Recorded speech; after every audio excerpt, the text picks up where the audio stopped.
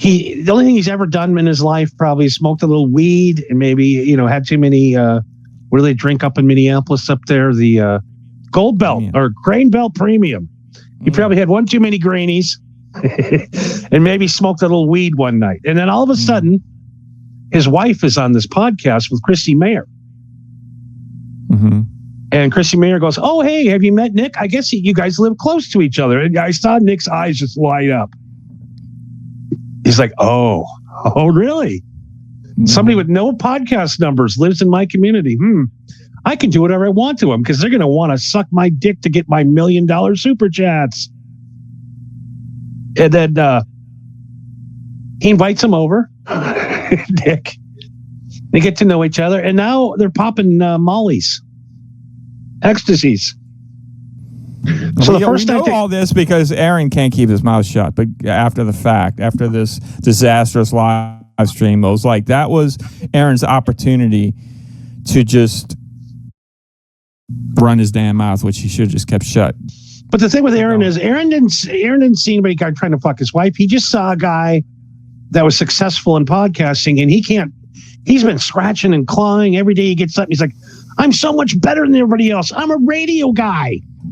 And by the way, he wasn't really a radio guy. He was a guy that broadcasted in St. Cloud, Minnesota, on a very weak tower. It wasn't maybe 800,000 people were exposed to his show a day, if that. And he sees this guy succeeding, and all he does is talk about, okay, if I hang out with this guy, maybe I can get some ratings too. Figure out what he's doing. And the next thing you know, you're over there, and I've been in this situation too. I don't know if you've ever been in a situation where you go to somebody's house and they pour you out a couple of drinks, and you're like, okay.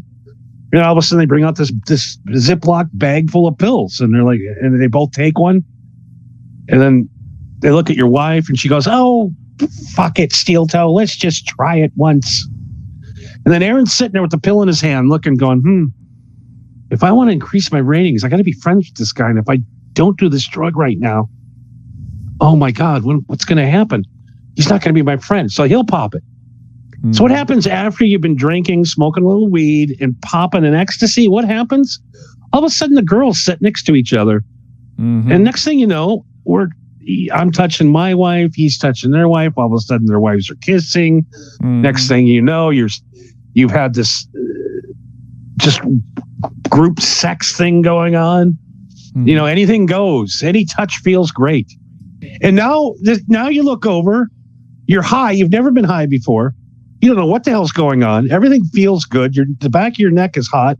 It's sweating. I don't know why ecstasy does that to you. But you got a throbbing hard cock, and you're ready to go. And his tiny little wife, who looks like a 9-year-old girl, is sitting there. She maybe weighs 80 pounds, and you're like, you know what? I'll fuck his wife. I guess if she wants, all right, let's do it. Then you wake up the next day, and I can already see the look on Aaron's eyes. I know this guy. Mm-hmm. You wake up the next day, and he's like, holy shit. What did I do? Oh my God, no. Holy shit, no. Oh, no. Oh, my kids. Oh, shit. What am I doing? I think you're giving him too much credit because I think he did do that, but it was after that disastrous live stream and a few months later. Well, he finally got to the point where he's like, I'm not a drug guy. I can't do cocaine like this. I'm not this guy. Yeah, he wised up. He's like most guys that do cocaine. You do it, you're like, okay, it was fun and whatever, but like, I got to work today. Mm-hmm. Mm-hmm. Yeah, I can't be strung out on coke and try to do 8 hours of radio a day. Right. But, he didn't get hooked on it, but his wife sure did. And once you get a woman turned on to cocaine, oh my God, watch out. I feel like I know him too. And I think he's full of shit. And I think the thing that I caught that he said, and I know how men are, and we know how men are, and we're going to be honest, and we're going to have the type of conversation right now that you won't hear many people talk about the way we do it. And that is Aaron. I caught him kind of going over all this, And he basically said, I wanted some Strange. Yes. That desire for Strange is a powerful desire. And when that seed was planted in his head, or that seed has always been in his head, he had to then, in order for me to get quote unquote Strange, I'm gonna have to cuck my wife out. And cucking is a technical. I mean, if we want to get technical about it, it's really between three people, and one of them is the odd man out watching. But I think it's understood that if you let someone else fuck your wife, you're kind of a cuck. I think the most innocent person in all of this is April. April doesn't have kids. Those are not April's kids. No. And she can do whatever. She has free reign to do whatever she wants. She's an adult. If she wants to fuck and do drugs over here, that's her right. Aaron put her in that position, and it's because he wanted Strange, and that clouded his vision because monogamy is what I wanted to talk about. Monogamy is not an easy thing. Well, the other thing is too is they weren't the only couple over at the Rekieta's houses.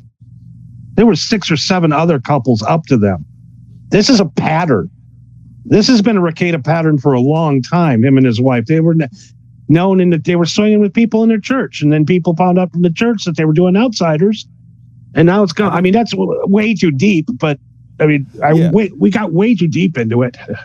I didn't know that, but you could tell from the pattern of behavior, from the things that Rekieta says on his streams when he gets really out, when he really breaks out of that law, and he's just like, I'm an anarchist or whatever. I'm just gonna do what I want. I'm gonna say what I want. Aaron would like to paint the picture that April is a clout chaser, or what is it?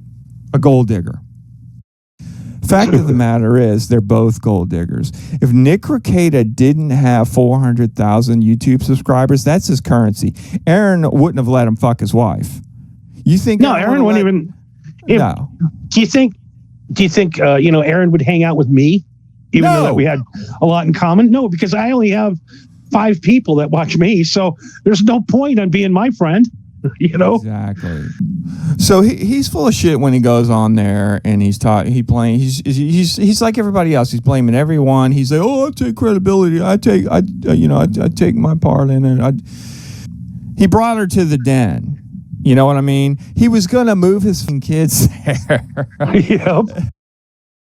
I wanted to make that point that Aaron was gold digging too. Doesn't matter. He's full of shit. He was gold digging. He saw Rekieta is, once again, the problem with Aaron is Aaron has a family. He's got 3 kids, and he puts his stupid steel toe show with 12,000 subscribers first over everything else. We are to protect our kids. We had kids. Now they're our responsibility. You're not protecting your kids when you bring them to that environment over and over again over a month, several months, and then a month later, you're suddenly you've seen the error of your ways, and you're holier than thou. No, it doesn't work that way.